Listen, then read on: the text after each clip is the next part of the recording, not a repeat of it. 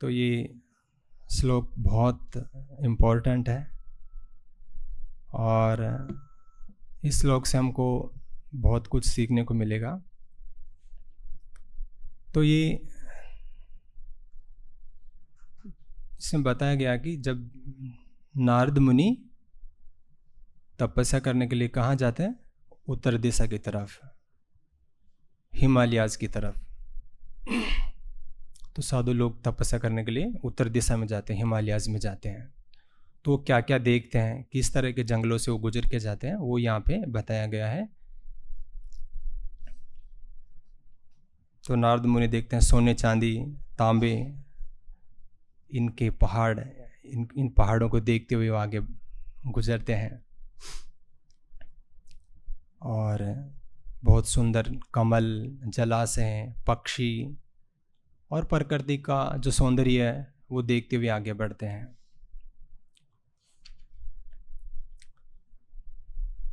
और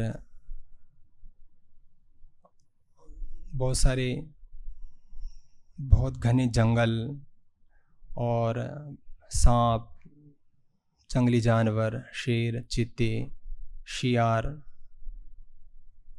इनकी क्रीड़ा स्थली थी वो जंगल, वहाँ से गुजरते हुए जाते हैं।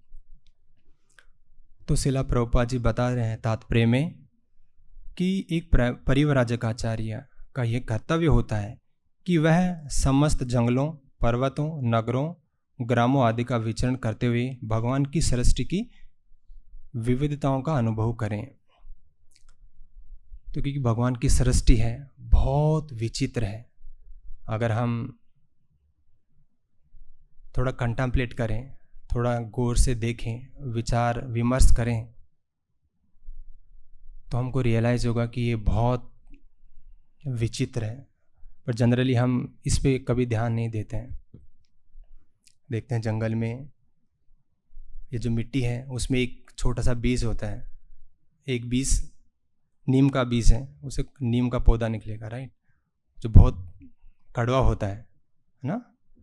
और जस्ट एक उसी के पास में एक और दूसरा बीज है, गन्ने का बीज, गन्ना, वो कैसा रहेगा, जस्ट वो एक सेम मिट्टी है, वहाँ से बिल्कुल मीठा रहेगा, अपोजिट।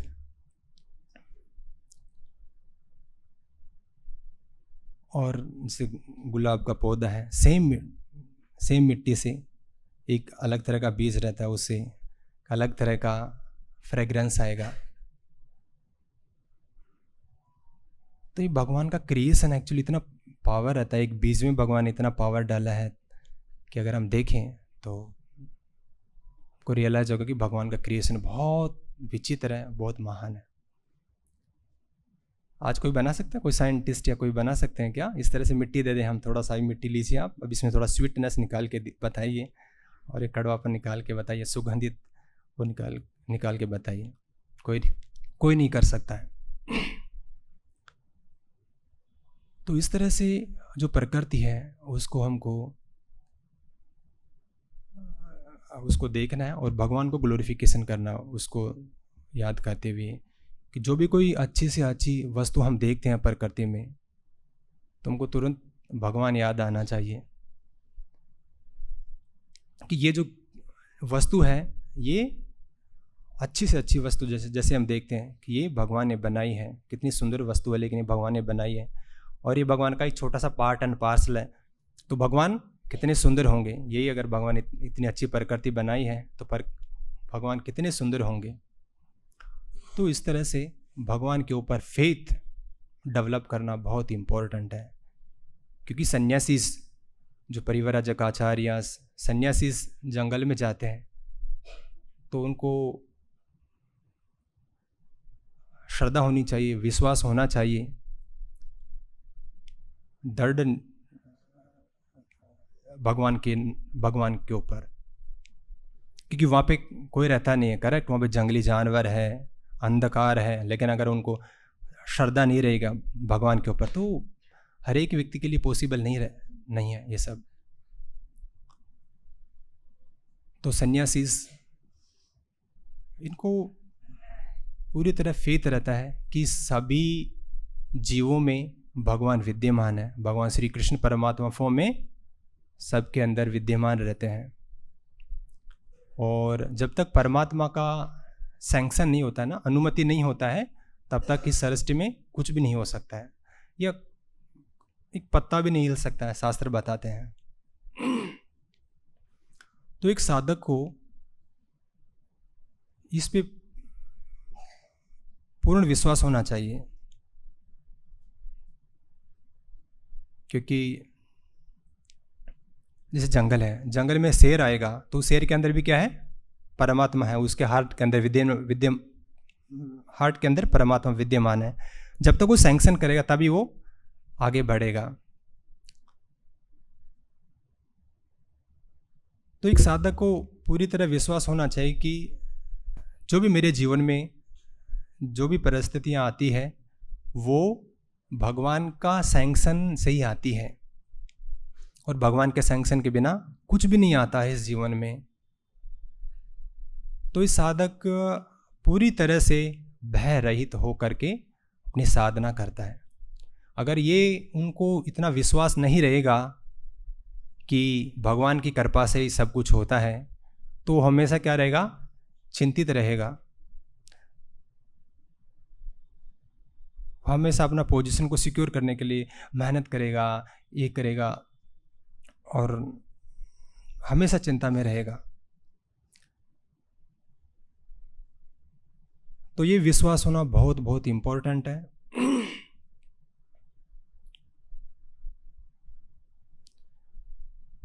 और ये फेथ ये एक भय से रहित हमको बनाता है। और ये जब फेथ रहेगा तो कब जीवन में बहुत सारी अनिश्चितताएं आती रहती है, तो इनसे हम बिना विचलित हुए भगवान का भक्ति अच्छे से कर सकते हैं।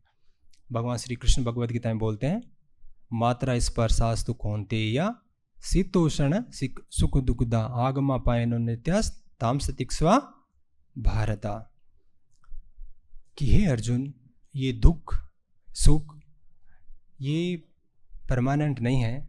ये जैसे सीजन चेंज होता है ना, गर्मी के बाद सर्दी आती है, सर्दी के बाद फिर गर्मी आती है, दिन के बाद फिर रात होता है, तो ये क्या चेंज होता रहता है।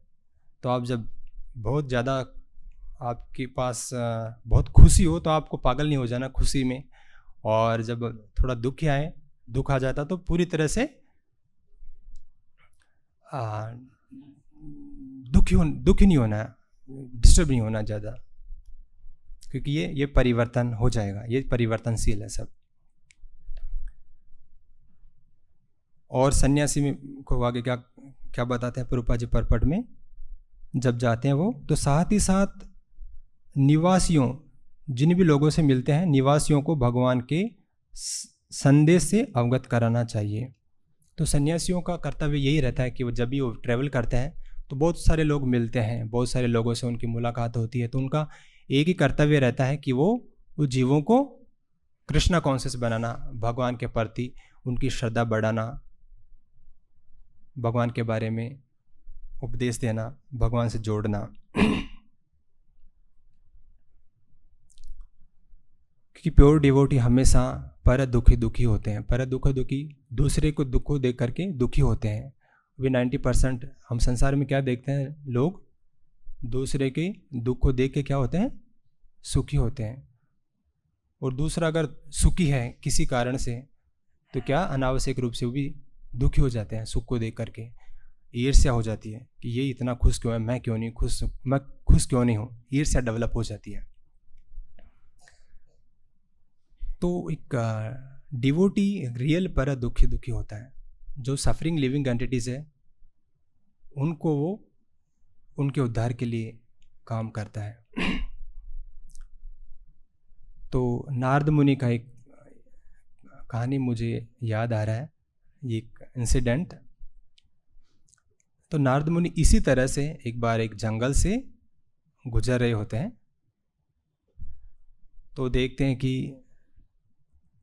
रास्ते में एक पक्षी को तीर लगी हुई है, बिल्कुल तड़प रहा है। तो बड़ा दुखी हो जाते हैं। फिर वो आगे बढ़ते हैं, आगे देखते हैं कि हिरण को तीर लगा हुआ है और वो भी पूरी तरह से विचलित है, बहुत कहरा रही होती है दुख से। फिर वो आगे बढ़ते हैं, एक सूअर है, वो भी दुख से, उसको भी तीर लगा हुआ है और वो पूरी तरह से दुखी है। तो नारद मुनि ये सीन देख करके बड़े उनके में दया आ जाती है और वो सोचते हैं कि ये किसने किया, ये कौन है मूर्ख व्यक्ति जो इस जानवरों को इस हालत में किया है। तो नारद मुनि थोड़ा आगे बढ़ते हैं कुछ कदम, तो देखते हैं कि पास ही एक घने जंगल में एक शिकारी धनुष और बाण लिए हुए एक शिकार कर रहा होता है, जो बहुत ही काला है और आंखें लाल है, यमदूतों की तरह दिख रहा था वो। तो नारद मुनि वहाँ जाते हैं और उनसे, जैसे नारद मुनि उनके पास जाते हैं तो शिकारी के वो जितने भी जानवर या पक्षी थे वो क्या है कि नारद मुनि को देख करके उनके जाल से उड़ जाते हैं, भाग जाते हैं सब। तो शिकारी बड़ा दुखी हो जाता है, गुस्सा आता है बहुत भयंकर नारद मुनि के ऊपर। लेकिन नारद मुनि का जो वेशभूषा है साधु का ड्रेस में देख करके वो उसको गुस्सा उनका शांत हो जाता है। नारद मुनि कुछ बोलते नहीं है उसको। तो उनको बोलते हैं कि आप कैसे रास्ता भटक गए, इधर रास्ता भटक के कैसे आ गए आप लोग ये जंगल वाले रास्ते में, इतना गहन जंगल के अंदर। तो नारद मुनि उनको बोलते हैं कि मैंने देखा कि रास्ते में बहुत सारे जानवर, पक्षी, हिरण, ये सब आधे मरे हुए पड़े हुए थे, इनका तीर लगा हुआ था और बहुत दुखी थे। तो ये किसने किया ये हालत? तो शिकारी बोलता है कि ये मैंने किया है, मेरा नाम मरगारी है। तुम नारद मुनि उनको बोलते हैं कि प्लीज़ आप इस तरह से मत करिए, अगर इसको मारना है तो आप कंप्लीटली मारिए, इस तरह से बहुत बड़ा पाप लगता है, आप इस तरह से मत करिए। तो जो शिकारी है वो पूछता है कि आधा मारना में क्या है, अगर मारना तो वो आधा मारो या पूरा मारो, उसे क्या फ़र्क पड़ने वाला है। तो फिर नारद मुनि उनको बताते हैं कि अगर आप आधा मारेंगे कंप्लीटली तो भी पाप लगेगा बहुत भयंकर, लेकिन अगर आप इनको आधा मारेंगे, इसे तड़पाते हुए मारेंगे तो आपको और ज़्यादा पाप लगेगा, बहुत भयंकर पाप लगेगा। ओके, तो एक्चुअली नारद मुनि की संगत से उनका हृदय थोड़ा पिघल जाता है। तो फिर नारद मुनि उनसे पूछते हैं कि मैं आपसे एक रिक्वेस्ट करता हूँ, प्लीज़ अगर आप उसको स्वीकार करें तो मैं बताऊँ। तो शिकारी बोलता है ठीक है, बताइए आपको क्या रिक्वेस्ट है, कौन सा चमड़ा चाहिए आपको, कौन सा जानवर का, कि जनरली साधु उसके लिए चमड़ा की ज़रूरत रहती है, कौन सा चाहिए आप, हिरण या शेर का, जो भी। तो मैं बिल्कुल देने के लिए तैयार हूँ। नारद मुनि बोलते हैं मुझे इस तरह का कोई वस्तु नहीं चाहिए, मैं चाहता हूँ कि आप कल से प्लीज़ इनको आप आधा मत मारिए, अगर मारना तो पूरा मारिए। तो इस तरह से तो उनका हार्ट, क्योंकि ये बहुत बड़ा पाप है आप जो कर रहे हैं, क्योंकि फ्यूचर में आपको इसका रिएक्शन आने वाला है। आप सोच रहे हैं कि आप मार रहे हैं और आनंद ले रहे हैं। तो वो शिकारी बोलता है कि एक्चुअली ये मैंने बचपन से सीखा है, मेरे पिताजी से सीखा है कि जानवरों को मारने में बड़ा आनंद आता है, आनंद के साथ मारता हूँ। और क्योंकि शिकारी इन लोगों को आदत पड़ जाती है, जैसे बूचर खाने में रहता है ना, ये जो बूचर रहता है इनको आदत पड़ जाती है कत्ल करने की जानवरों का, तो उनको फिर कोई दया नहीं आती है, उनका हार्ट इतना कठोर हो जाता है कि उनको बिल्कुल दया नहीं आती है। तो बोले मैं तो बचपन से करता हूँ, मेरे पिताजी ने सिखाया, ये तो मेरा पेशा है, ये तो मैं करता हूँ।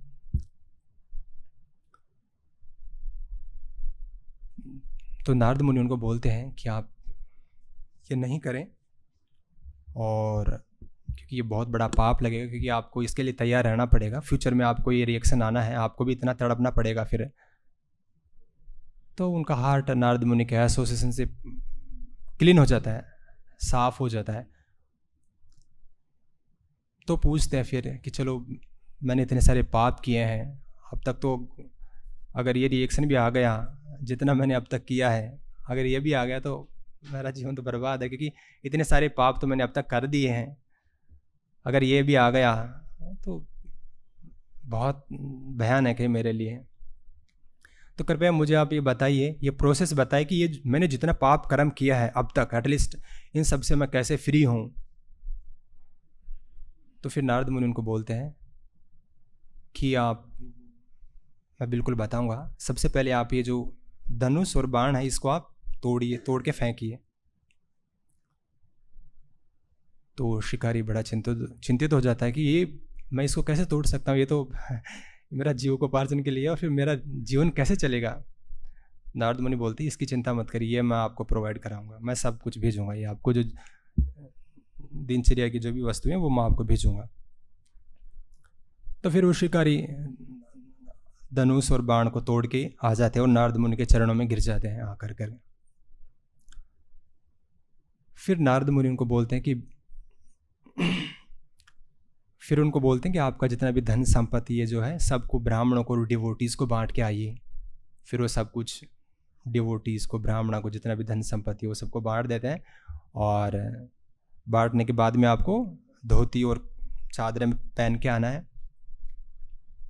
तो फिर गंगा नदी के तट पे उनको लेके जाते हैं और नहलाते हैं, और फिर उनको निर्देश देते हैं कि आपको प्रतिदिन ये तुलसी महारानी का पौधा लगाना है और हरे कृष्णा महामंत्र का जप करना है। हरे कृष्णा कृष्ण कृष्ण हरे हरे, हरे राम राम राम हरे हरे। और 4 पर कमल लगाना है। तुलसी महारानी जो भी गिर जाती है उसको लेना, एक पत्ता, आपका हृदय बिल्कुल पूरी तरह प्योर हो जाएगा। और नारद मुनि फिर इस तरह से इंस्ट्रक्शन दे करके वो जो भी जानवर पड़े हुए थे वहाँ पे अधमरे हुए, उनको सबको रिलीव कर देते हैं नारद मुनि। उनको सही करते वो सब भाग जाते हैं। तो ये देख करके भी वो शिकारी बड़ा आश्चर्यचकित हो जाता है। फिर वो दंडवत लगाते हैं नारद मुनि को। नारद मुनि फिर वहाँ से चले जाते हैं और वो साधु, वो जो शिकारी है, वो अपना जप शुरू कर देते हैं। तो बैठ के जप करते हैं। तो सब लोगों को पता लग जाता है कि ये शिकारी नया वैष्णव बन गया है, शिकारी डिवोटी बन गया है। तो सब लोगों को उत्सुकता हो जाती है देखने के लिए कि यह शिकारी कैसे एक भक्त बन सकता है। तो एक के बाद सब लोग को खबर हो जाती है कि एक नया वैष्णव बना है, तो चलो देखने के लिए चलते हैं। तो सब लोग देखने के लिए आते हैं। तो जनरली एक परंपरा रहती है वैदिक संस्कृति में, भारतीय संस्कृति में, जब भी आते हैं तो साधु के लिए या मंदिर में जब भी आते हैं तो हम फ्रूट्स, अनाज ये सब लेके आते हैं। तो वो जो शिकारी है वो जप करते हैं, सब लोग उनके दर्शन करने के लिए आते हैं और अनाज, फ्रूट से सब लेके आते हैं। इनफैक्ट नारद मुनि उनको बोलते हैं कि जितना आपको ज़रूरत है उतना लेना है, बाकी सब डिस्ट्रीब्यूट कर देना है। तो वहाँ पे काफ़ी सामान आता है, वो डिस्ट्रीब्यूट करते रहते हैं और उनको जीविकोपार्जन होने के बाद में वो अपना भक्ति में लग जाते हैं। इस तरह से चलता रहता है उनका जीवन। फिर कुछ समय बाद में नारद मुनि अपने मित्र के साथ आते हैं, पर्वत मुनि के साथ, कि चलो मेरा एक नया डिवोटी है, मेरा एक शिष्य है जंगल में, चलो उनसे मिल के आते हैं, उनकी भक्ति कैसे चल रही है। तो दोनों आते हैं उस शिकारी से मिलने के लिए। तो वो देखते हैं कि शिकारी देखता है कि नारद मुनि और पर्वत मुनि काफ़ी दूर से देख के वो देखते कि मेरे गुरुजी आ रहे हैं। तो वो तुरंत बड़े प्रसन्नचित हो जाते हैं, क्योंकि वैष्णव प्योर हो जाता है। जैसे कोई डिवोटी आते हैं तो वो क्या हो जाते हैं, बड़े प्रसन्न हो जाते हैं। वैष्णव देख के प्रसन्न हो जाते हैं, राइट। कर्मी व्यक्ति हो सकता है प्रसन्न नहीं हो, लेकिन एक वैष्णव को देख के प्रसन्न होता है। तो वो उनको रिसीव करने के लिए जाते हैं। जब वो उनको लेने के लिए जाते हैं देखते हैं रास्ते में बहुत सारी चींटियाँ हैं, इधर उधर जा रही है, कोई इधर जा रही है, कोई यहाँ से इधर जा रही है, तो वो उनको बचाता हुआ जाता है। नारद शिकारी जंप करते हुए इधर जंप करता, फिर इधर जंप करता है, ऐसे ऐसे करके, और फिर वो पास में पहुंच जाते हैं और वो दंडवत लगाने वाले होते हैं। फिर वो देखते हैं कि बहुत सारी चींटियाँ हैं वहाँ पे, तो दंडवत लगाते हुए थोड़ी हिचकिचाते हैं वो, और वो अपना जो चादर है उसे पहले साफ करते हैं और फिर दंडवत लगाते हैं। तो नारद मुनि बोलते हैं पर्वत मुनि को कि ये शिकारी था, पहले जानवरों को मारने में इतना आनंद लेता था, लेकिन अभी ये भगवान के पवित्र नाम में इतना पावर है कि देखिए अभी एक चींटी को मारने से भी ये हिचकिचा रहा है, चींटी को मारने से भी इनको इतना दया हो रहा है, दया आ रही है। तो वो नारद मुनि भगवान का ग्लोरिफिकेशन करते हैं। फिर वो घर पे आते हैं, वो शिकारी नारद मुनि पर्वत मुनि का अच्छे से चरण धोते हैं और चरणामत लेते हैं, स्प्रिंकलिंग करते हैं, और हरे कृष्णा महामंत्र का कीर्तन करते हुए वो एक्सटेसी में चले जाते हैं। कीर्तन करते हैं अच्छे से, उनका वाइफ और वो दोनों, और एक्सटेसी में चले जाते हैं। तो पर्वत मुनि बोलते हैं, एक्चुअली नारद मुनि आप टच स्टोन, टच स्टोन मतलब पारस पत्थर, समझते हैं? पारस पत्थर जैसे सोना है, सोना के टच करेंगे तो भी सोना बन जाता है, कि आप शुद्ध वैष्णव हैं। आपके जैसे टच मात्र से ये शिकारी था, इतने सारे पाप कर्म किए, लेकिन आपके जस्ट आपकी संगत से ये प्योर वैष्णव बन गया है।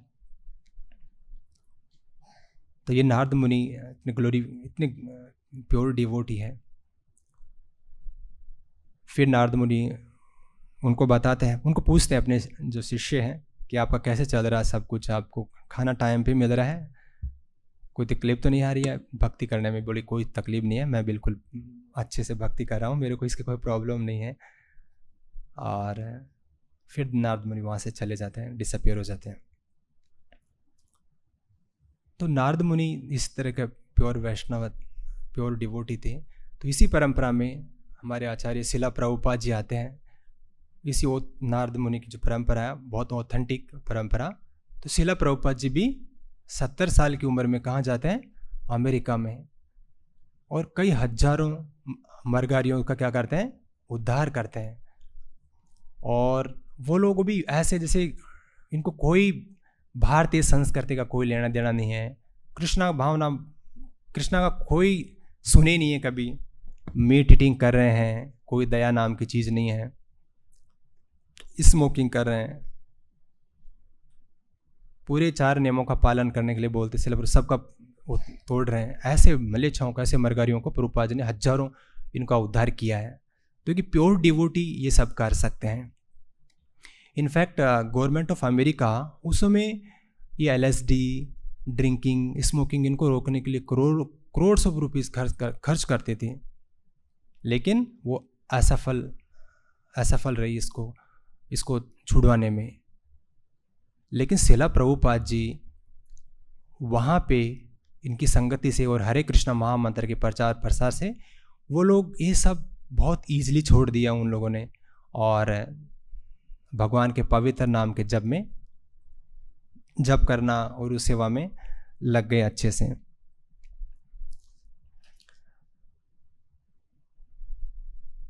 तो वहाँ पे बहुत सारे चर्चेज थे, चर्चेज है ना, चर्च बहुत सारे खाली पड़े हुए थे, वहाँ पे कोई लोग जाता नहीं था। शनिवार को कोई उनकी वीकली मीटिंग हो गया, डिस्कस कर लिए। तो कई सारे शुरू में शिला प्रभुपाद जी कई चर्चेज को लेकर के वहाँ पे कृष्ण मंदिर भी बनाए थे प्रभुपाद जी ने। तो एक पादरी शिला प्रभुपाद जी से पूछते थे, क्या हो रहा था कि पहले चर्चेज में कोई नहीं जाता था, जैसे शिला प्रभुपाद जी ने हरे कृष्णा महामंत्र का कीर्तन शुरू किया DT इंस्टॉल करके, तो बहुत सारे लाखों की संख्या में लोग आने लगे, डिवोटीज बनने लगे। वहाँ के लोग बड़े उत्साह के साथ भगवान के नाम का जप करना, प्रचार करना, और एक पागल हो गए थे भगवान कृष्ण के लिए। तो वहाँ के जो पादरी हैं वो पूछते हैं शिला प्रभुपाद जी से कि ये हमारे बच्चे हैं, ये लोग पहले बिल्कुल इंटरेस्ट नहीं लेते थे इसके अंदर। जब हम बोलते थे इनको थोड़ा जप कर लीजिए या मंदिर आइए, चर्च में आइए, तो ये बिल्कुल इंटरेस्ट नहीं लेते थे। लेकिन आपने इनको क्या किया, आपने इनको क्या दिया ऐसा कि अभी पागल है कृष्णा के लिए और पूरी लगता है हम हरे कृष्ण महामंत्र का जप करते रहते हैं और आपकी सेवा में लगे हुए। तो श्रील प्रभुपाद जी बोलते हैं कि मैंने ऐसा कुछ दिया नहीं है, और एक्चुअली ऑलरेडी सभी के हृदय के अंदर क्या है, कृष्ण के प्रति प्रेम पहले से ही सबके हृदय के अंदर विद्यमान रहता है, लेकिन वो क्या अभी कवर्ड रहता है, कवर्ड था इनके अंदर। तो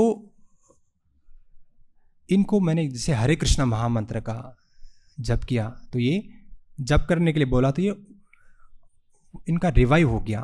सिद्ध कृष्ण प्रेम साध्य कबू नाई, श्रवणादि शुद्ध चित्त करे उदय, कि भगवान के पवित्र नाम का जप करने से, श्रवण करने से हमारे अंदर जो कृष्ण के प्रति भक्ति है, प्रेम है, वो स्वतः ही जागृत हो जाता है। ऐसा नहीं कि कहीं बाहर से भक्ति डालती है, क्योंकि हर एक जीव के अंदर अलग अलग फॉर्म में वो इस तरह अलग अलग रहता है, भक्ति सबके अंदर रहती है।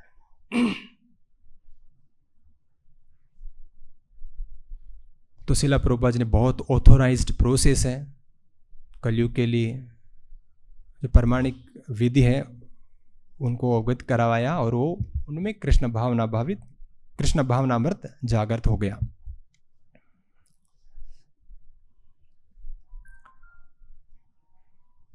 तो आगे बताते हैं श्रील प्रभुपाद जी, वर्तमान युग के सबसे विशिष्ट सन्यासी भगवान चैतन्य हैं, जिन्होंने मध्य भारतीय जंगलों के माध्यम से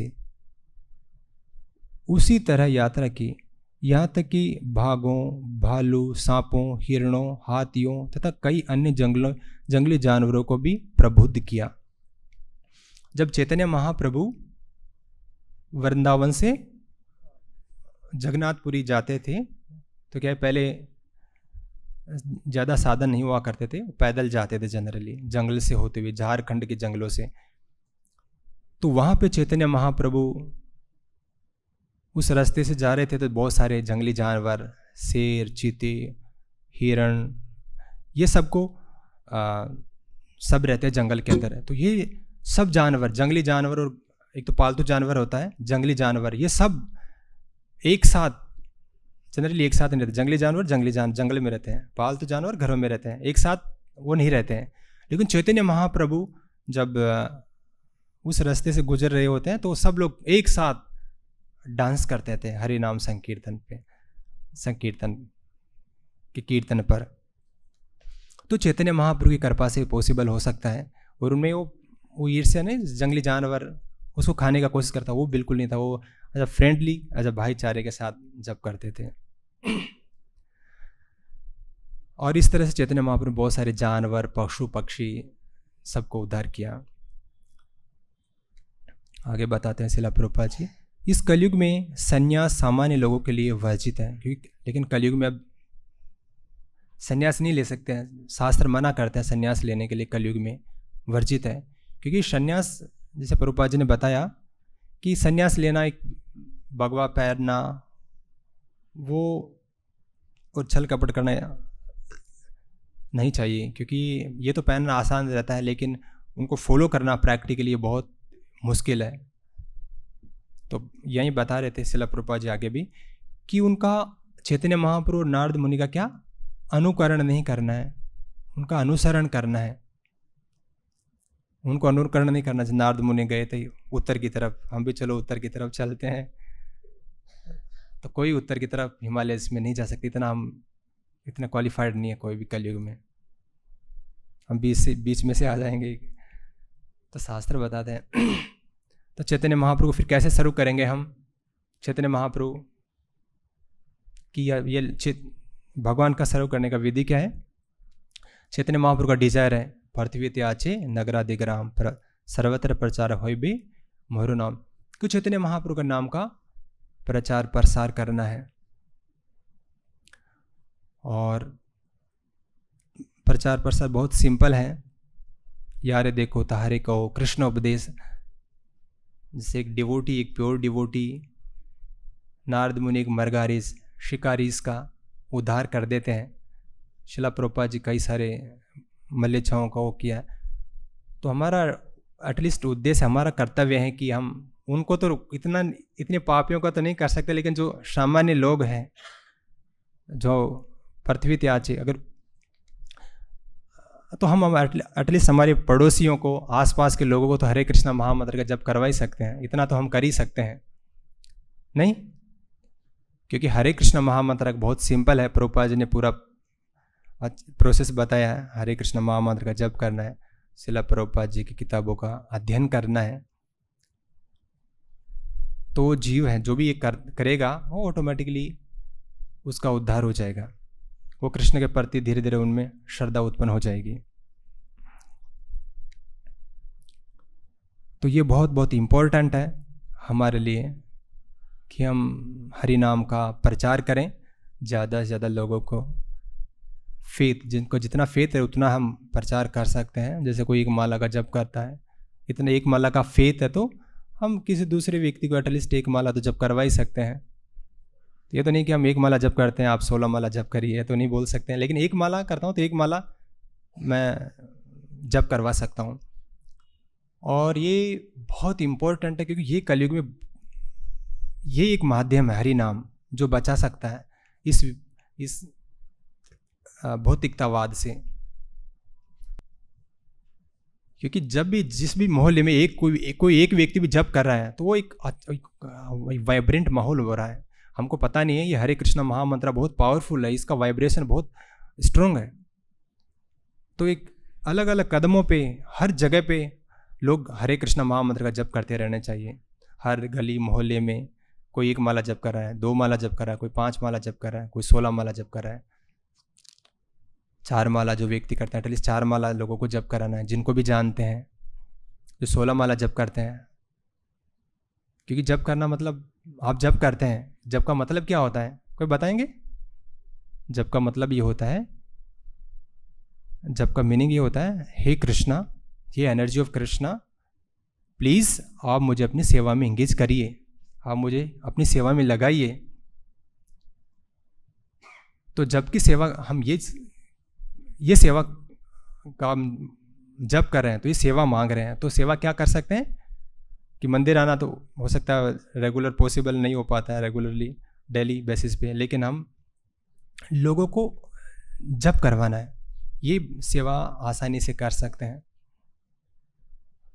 प्रभुपाद जी का छोटा सा किताब दे सकते हैं, एक माला दे सकते हैं, ये बहुत सिंपल है। लेकिन वो जब जो भी व्यक्ति एक माला जप करेगा, एक छोटा सा किताब पढ़ेगा, उसको Krishna automatically step by step guide करते रहेंगे। तो ये पृथ्वी त्याचे नगरादिग्राम ही ऑटोमेटिकली हो जाएगा। तो इसको हमको सीरियसली, ये प्रैक्टिकल एप्लीकेशन है जप करने का। ऐसा नहीं कि हम सिर्फ जप करेंगे लेकिन प्रैक्टिकल एप्लीकेशन नहीं करेंगे, हम केवल प्रैक्टिकली उसको अप्लाई भी करना है। जब हम जप करते हैं तो हमारा खुद का, हम जप का प्रचार करते हैं, किसी को जप के लिए मोटिवेट करते हैं, किसी को जप के बारे में बोल करके किसी का जप शुरू करवाते हैं, होली नेम का सेवा करते हैं, तो हमारा खुद का जपा भी इम्प्रूव होता है, हमारा क्वालिटी जो जपा का है वो इम्प्रूव होता है।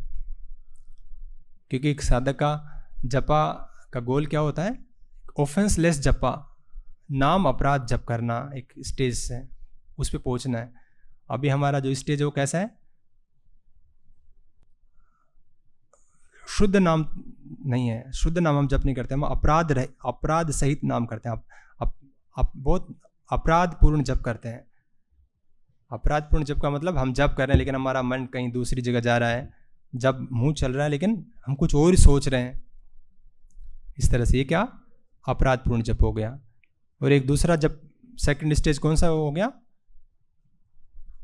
नामाभास जप, लेस ऑफेंसिव जप, अपराध कम हो गए और हम थोड़ा शुद्धता की तरफ बढ़ेंगे, सुन के करेंगे लेकिन फिर भी माइंड चले जाएगा, फिर हम उसको लेके आएंगे। तो ये दूसरा स्टेज हो गया। और तीसरा स्टेज है शुद्ध नाम, प्योर चैंटिंग करना। तो इसके लिए ये हमारा गोल होना चाहिए, जब हम जप करते हैं तो भगवान के नाम को सुनना अच्छे से, और कोई विचार नहीं आना चाहिए दिमाग के अंदर। तो शिला प्रभुपाद जी की जो जप है वो कैसे करना है, ये पहले सोचना है। जब इसको प्री जपा वर्क बोलते हैं, पहले जो भी काम करते हैं हम, जो भी, तो उससे पहले हम उसके बैकग्राउंड नॉलेज हमको पता होना चाहिए, करेक्ट? जैसे सब्जी बनाना है मान लो, तो सब्जी कैसे बनाना है वो पहले सीखना है ना, कि सब्जी पहले ऑयल डालते हैं, उसको गरम करते हैं, फिर जीरा राई जो भी वो डालते हैं, फिर सब्जी ये सब डालते हैं, तो ये प्रोसेस है। तो जप है ना, उसका भी एक प्रोसेस है, जप कैसे करना है अच्छे से। तो जप का असली तरीका है शिला प्रभुपाद जी की, जो जहाँ जहाँ पे शिला प्रभुपाद जी ने जप के लिए इंस्ट्रक्शन दिया है उसको पढ़ना है। जैसे प्रभुपाद जी एक जगह बोलते हैं द प्रोसेस क्या जपा का, the process is that you chant Hare Krishna and exactly the same sound you here. तो जब हम करते हैं तो सेम शब्द को हमको सुनना है। जैसे हरे कृष्णा, तो हरे कृष्णा सुनो ध्यान से, हरे कृष्णा कृष्ण कृष्ण हरे हरे, हरे राम राम राम हरे हरे। तो उसको ध्यान से सुनना है। और ये जो बोलते हैं ये क्या है, कर्मेंद्रिय एक्टिविटी, टंग हिलाते ना, कर्मेंद्रिय एक्टिविटी है जप करना। और सुनना क्या है, ज्ञानेंद्रिय एक्टिविटी। तो ये बोलना है और कान से सुनना है। जैसे हरे कृष्णा बोला तो हरे कृष्णा सुनो, हरे कृष्णा सुनो, हरे कृष्णा कृष्ण कृष्ण हरे हरे, हरे राम राम राम हरे हरे। तो सुनो। और ये बहुत सिंपल है और कोई भी व्यक्ति कर सकता है आराम से। और मान लो माइंड चला गया कहीं, जैसे आपको पता लगा तो क्या करना है, तेज से बोलना है, हरे कृष्णा कृष्ण कृष्ण हरे हरे, हरे राम राम राम हरे हरे। तो माइंड ऑटोमेटिकली आ जाएगा। तो ये दो इंस्ट्रक्शन बहुत इंपॉर्टेंट है जप करने में। पहले ध्यान से जो बोल रहे हैं वो सुनो, और आपको पता लगे कि नहीं मैं जप में नहीं हूं, मैं कुछ और सोच रहा हूं, तो तुरंत तेज बोल के जप पे वापस आना है कि नहीं अभी जप करना है।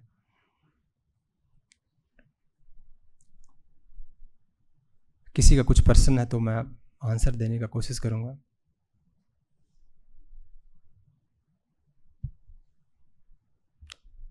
ग्रंथराज श्रीमद् भागवतम की जय, शिला प्रभुपाद की जय।